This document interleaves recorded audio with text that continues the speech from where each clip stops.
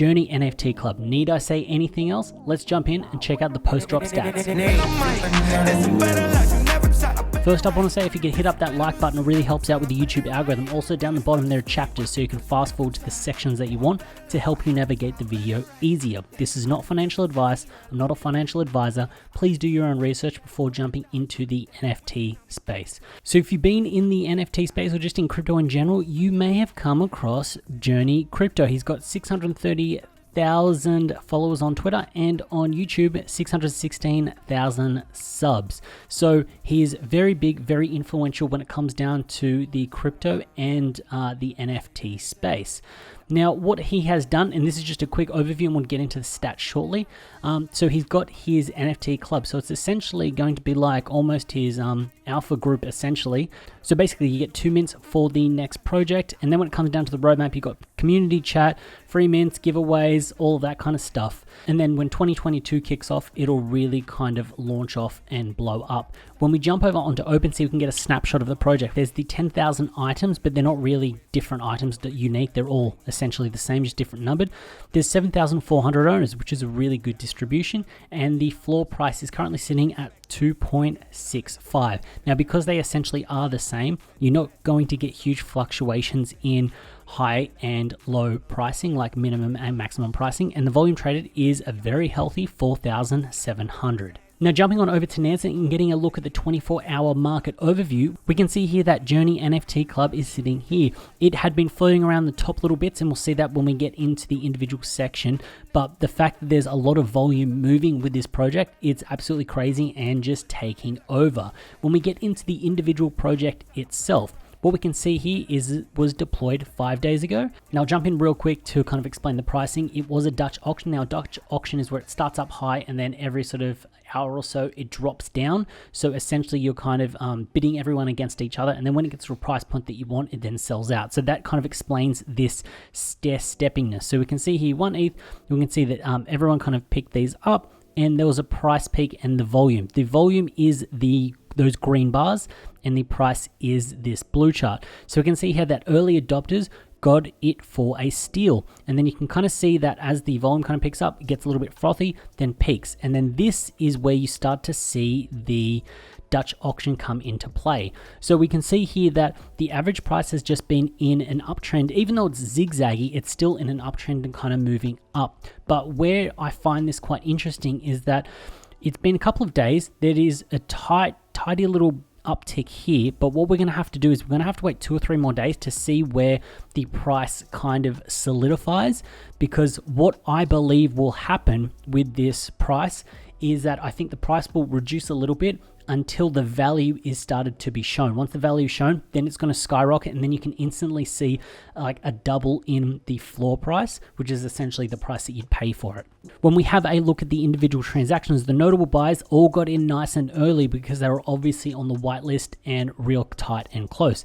And we can see this real kind of streaky wave format where it's kind of bouncing, and it's almost hitting a floor at close to that 2, and then it kind of bounces up to a floor at like almost 2.5, then it gets to around 3, and it's tapering off just a little bit. Now, when we get down to the top balances, what we can see here is that the top balance has 520, but I don't believe that this is the top balance. When you actually get into the individual wallet itself and you have a look, we can see here that it's only just holding JRNY NFT Club. Then when we have a look, we can see that it has been received. And then when we have a look at Etherscan, what we can see here is that there was actually no value of the NFT, but we can see the transaction fee, which is essentially transferring to the wallet. What I believe that this would be is almost like the marketing wallet or something like that, something for giveaways, just things like that later on down the line. But I would need to do more deep dives and kind of get confirmation of that. But just by looking at the stats, looking at Etherscan and what it has received, that is my interpretation of the data. When we actually have a look at the top balances, we can see Daniel Cotter or Kota.eth has got 124. JRNY Crypto on Opensea 50, 95 ETH and bursting. So what we can see here is that the top one, we almost strike that from it. And what we can see here is we kind of go down by half, and then after that kind of sits quite flat, and we can see some top holders holding at around that 10 mark. So we can see there are some people that see giant value in this. Now, when we have a look at the unique holders, it does not shock me the fact that we've kind of run up. We hit a peak at 7,414 and it's dropped down to 7,405. Now, we would need to let this run for a few more days to kind of see if the trend is going to change. But the fact that there are that many unique addresses, it makes sense because the people that are buying into this, I don't believe they're in this for the quick flip. Some of them will be in for it, but the fact that there is going to be a mint pass for some upcoming drops, and those are going to have a real big heavy weight to them, I think everyone will be holding onto this until that pops. So that's where I feel like we'll start to see a change in the unique addresses. But overall, it is very healthy, very strong at 74%, essentially. That is, I like that as a good ratio of holders to the collection. Now, when it comes down to the percentage holding one NFT, we can see this dropping and it's still at 86%, which is still very heavy, very high. Now, the reason that the chart would look like this as opposed to another chart is the fact that because it was a Dutch auction and people had to kind of, the first sort of set may have only been able to kind of mint one or two, and then as more people layer in, there would have been more people getting more on the public sale once they kind of saw the increase and the price run up. So that's why we'll be seeing a chart that looks like that. When we get down to the diamond hands, like I said, it is holding strong. People are waiting to see what they're actually going to get, and when there is some execution of the actual roadmap itself and they get these sort of next stages when it comes down to the project. Now, the fun one is the profit leaderboard. We can see that the top profit taker, 19 ETH. Then after that, sort of 8.5, 5.5, and it drops down very fast. Now, this is an interesting profit leaderboard because one person has bought 17 and sold 17. So they're completely out of the project, but they may have actually just used those funds to kind of buy in somewhere else because they've made a decent, tidy little profit. As for that, when we have a look at the NFTs sort of bought and sold, all of them look like they are people that have bought in and done very quick flips. Now, the next chart is the top 5 buying addresses. Now, when you have a look at this, you realize where the strength of the project really is. The top 5 buying addresses are buying between 2.4 and 2.8, and they've loaded up a lot. So with the current price floor sitting at 2.65, we can see that it is sitting right in the middle of where these top 5 buying addresses are sitting. When it comes down to legendary holders, you can see that they got in very early and it was spread. So you can see that some of them may have FOMO'd in just to absolutely get a deal or get a really good mint number. But then the others have kind of laid in between that 1 to 8 ETH, which is a crazy huge spread for the first day. It shows you the FOMO was real. When we get down to the recent transactions, we can get an idea of the movement and how fast this is moving. We can see that within a 4-hour period, you're going to be selling 20 of them.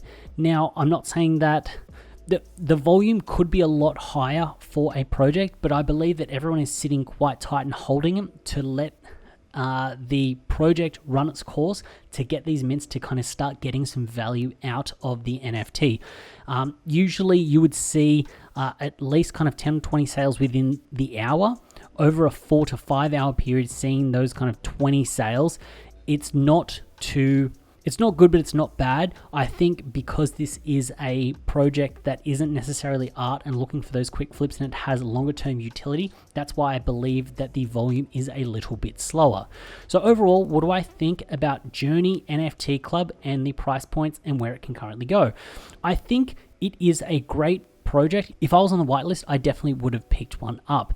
With a Dutch auction, I like the idea of a Dutch auction because it does reward the person that is kind of doing the sale, and it lets people kind of reduce their gas a little bit. Saying that, on Mint Master on Nansen, it was at extreme. It was just pumping really hard for a few days.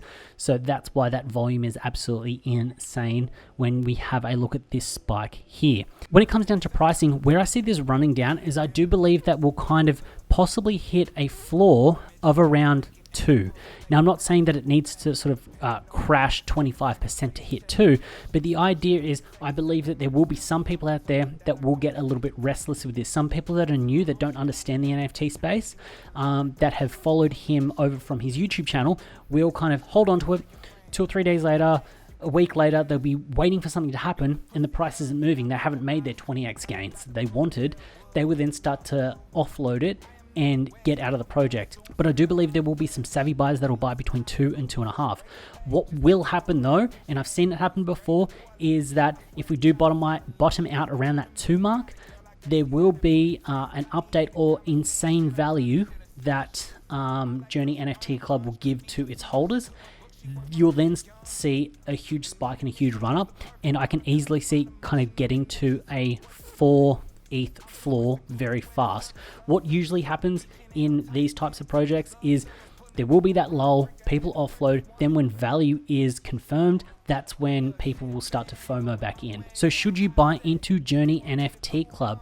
I think that this is not an NFT for someone that's new to the space. I think you need to have a sizable bag and also be comfortable in it, because the NFTs and what you would need to do to get the value out of it, you would need to deploy a heavy set of capital to make your money back. With the mints that you will get for free and all this alpha that you'll be getting, you want to be able to kind of dump in 1 or 2 ETH into a project, let it run up, and then kind of take some profits. If you're only playing around with half an ETH or an ETH, when it comes down to being in the NFT space and you've got this, I don't think you'll get the return on investment that you would like when it comes down to this project.